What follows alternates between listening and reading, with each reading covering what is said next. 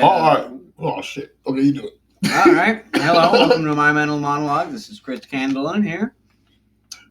And Shelby Lee Kyles. I'm doing it another way. Yeah, we're changing it up a little bit today, and we'll be talking about cryptids.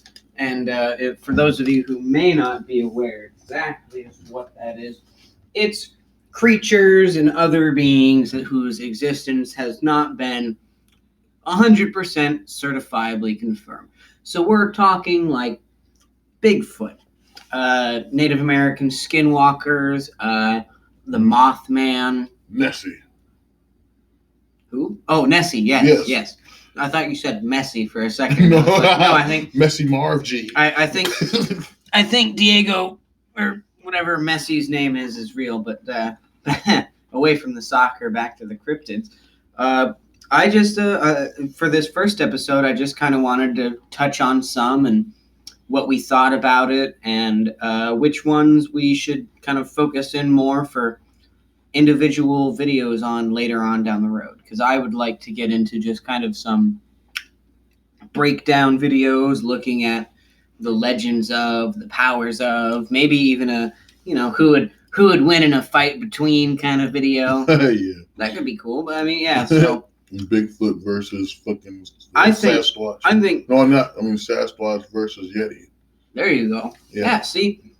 And I think probably one of my favorite cryptids, if not my favorite, is probably Bigfoot or something along that lines, just because it seems relatively benevolent.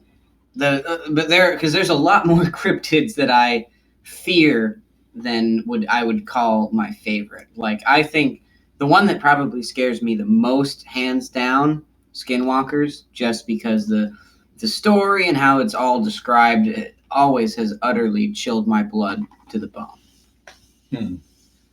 Never been terrified of any of them, I don't think. Plus, when I was a kid, they had that movie Harry and the Hendersons, so... That's exactly why I think... That's why Bigfoot is one of my favorites, because he's really been portrayed in a lot of popular media as being a friendly thing. He doesn't want to hurt people. Well, there was this native person who said Bigfoot came in front of their car, bashed the hood, yelled out some crazy sound that he had never heard before, sound like a human-animal mix or some shit, So, and then, it trips me out that show, Finding Bigfoot or whatever the fuck it's called. Like, they got all these fucking seasons. They ain't found them yet. Like, what kind of shit is that, man? Honestly. Who wants to keep watching someone find something they can't find? Well, unfortunately, that is the truth with most cryptids. As much as any individual may want to believe, the likelihood that any of these creatures actually exist is fairly low. But I don't discount anything 100%. As unlikely as it is possible to be, the existence of cryptids or other supernatural beings is that 1% is just as likely to happen as anything else. So I'm not discounting anything or the possible existence of anything, but I'm not going to argue from a standpoint of total belief. I will maintain a reserved idea that, hey, this might not exist. Okay,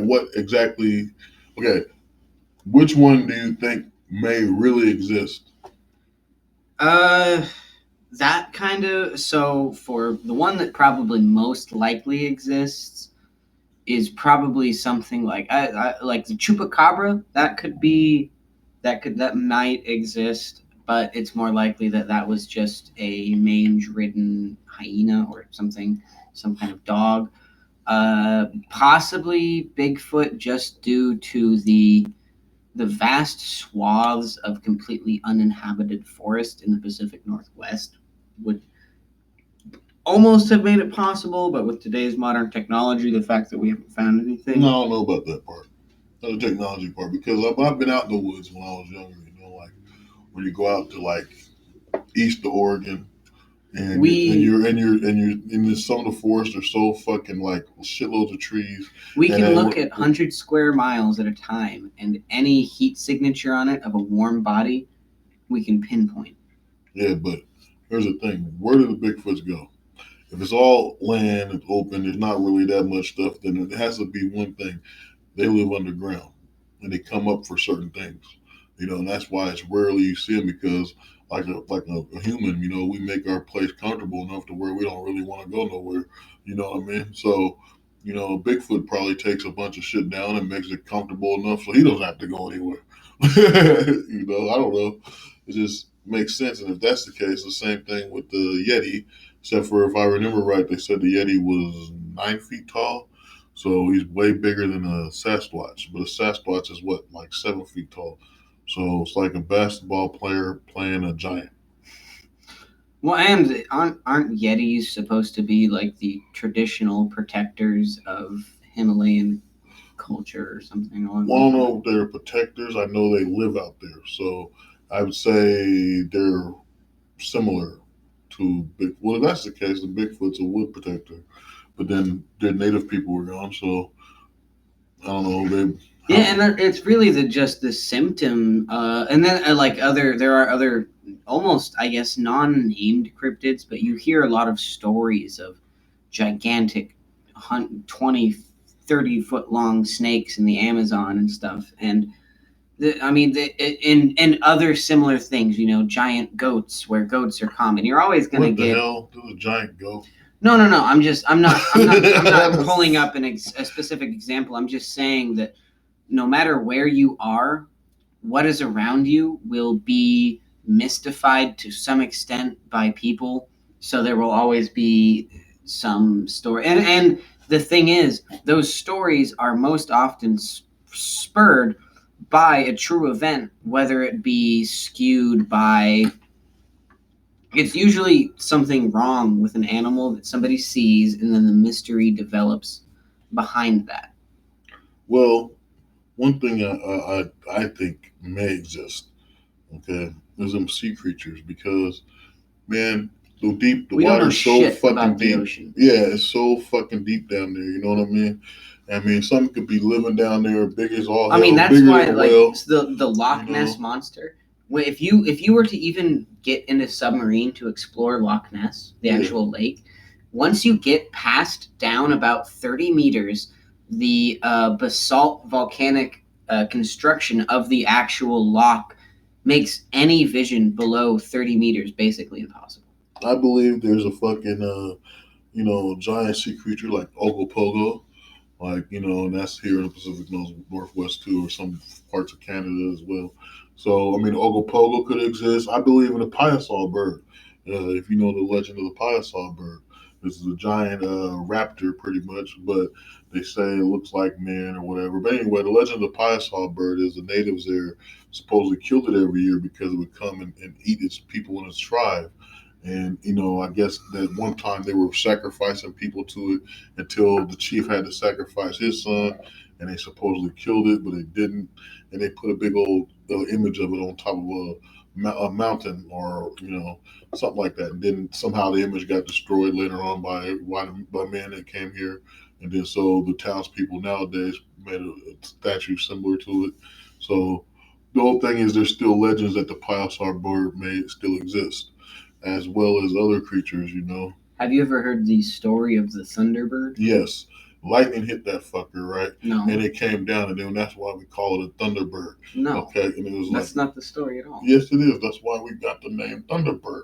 No, the Thunderbird came and had a great battle with a whale in the ocean and picked him up and flew him into the sky very high and then dropped him.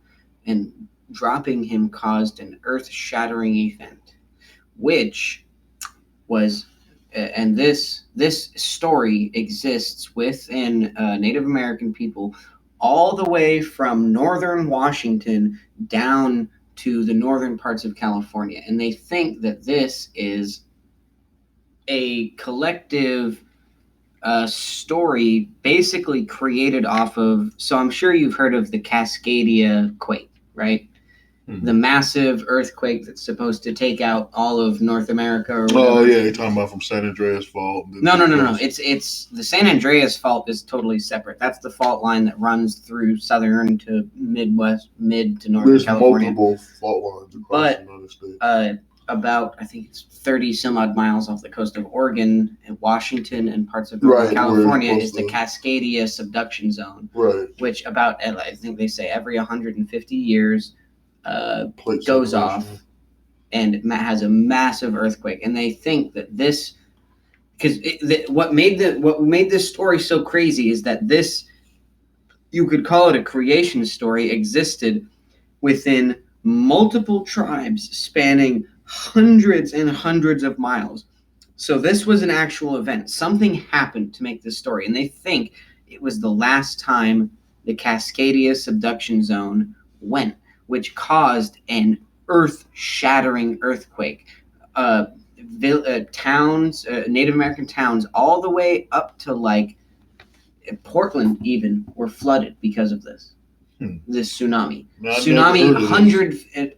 Yeah, you got to look this stuff up, man. It is insane how the story of, and that's what that's one of my favorite parts. So- This is what leads into cryptids, because it's one of my favorite parts about cryptids, of how we can look at the stories of creatures from the past and apply modern knowledge to them and try to extrapolate the best logical explanation we can. Well, there's so much stuff I want to say now, but for one thing, is a Thunderbird story I heard of. Must be like a Midwest story or Texas, somewhere in there. But there was something like two cowboys, and they were in there some valley, and the native people warned them to beware of the Thunderbird. And a giant pterodactyl started trying to come at them, and it got struck by lightning, and it was on flames, and so they started calling it the Thunderbird. And then that's where we got the car's name. What? Thunderbirds. Based off of that thing. And wherever the Thunderbird is made, that's pretty positive that's where that legend comes from.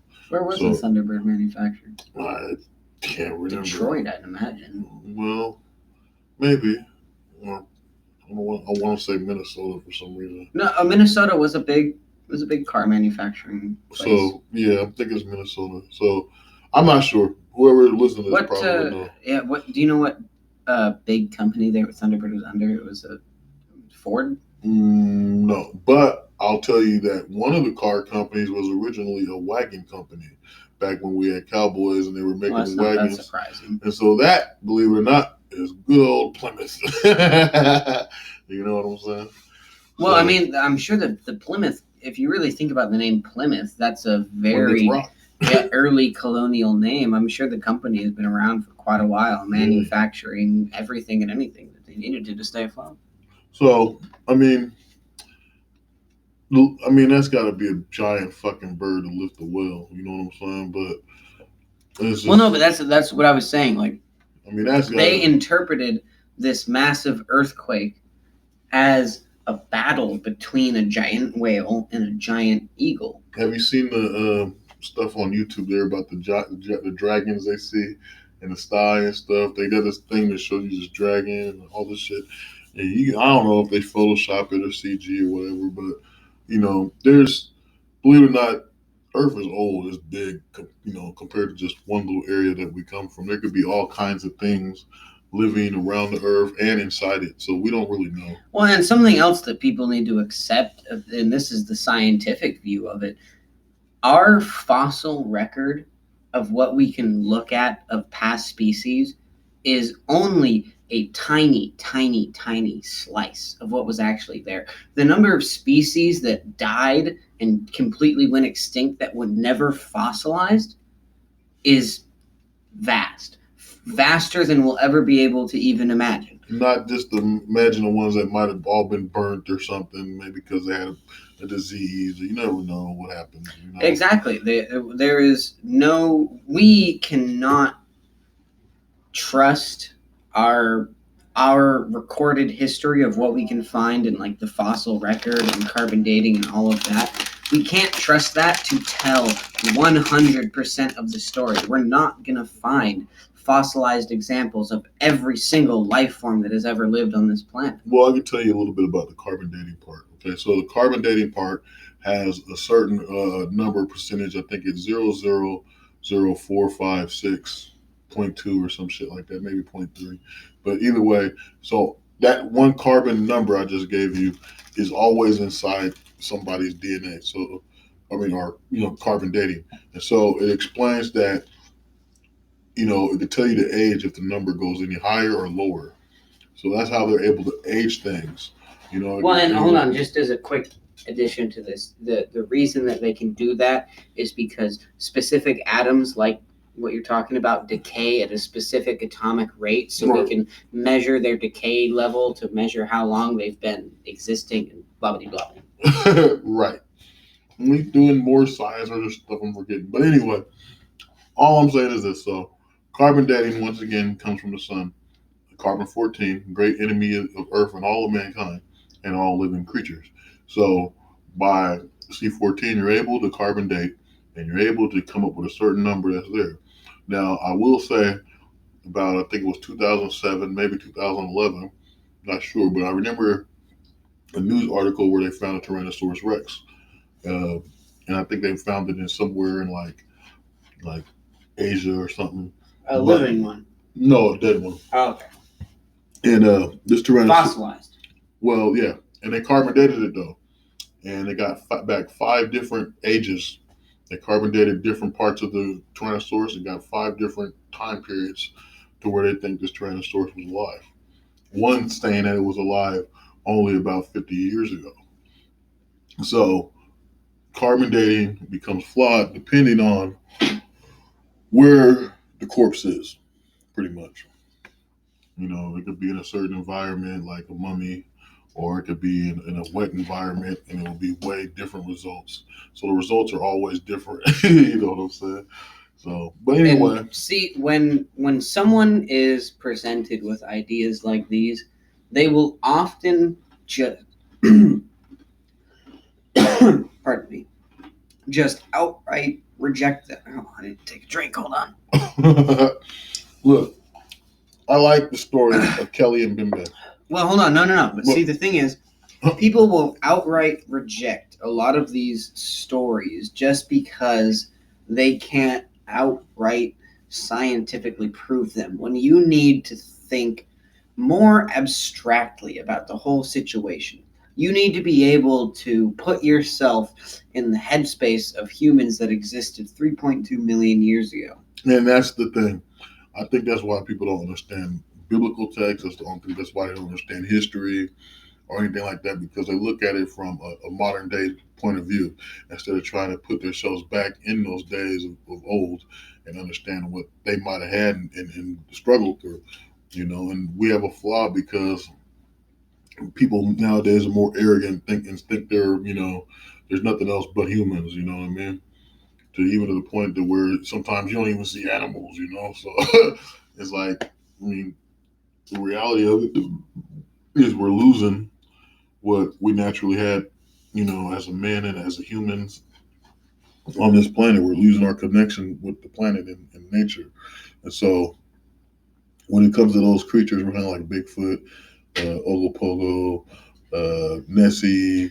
So on that note, I'd like to raise a counterpoint of maybe that the removal of ourselves from the natural world and into a purely cerebral energy form is the next step of human evolution.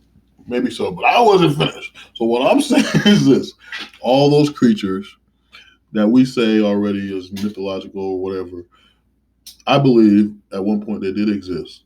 But even then, at those time periods, you know what I'm saying? People knew how to deal with them.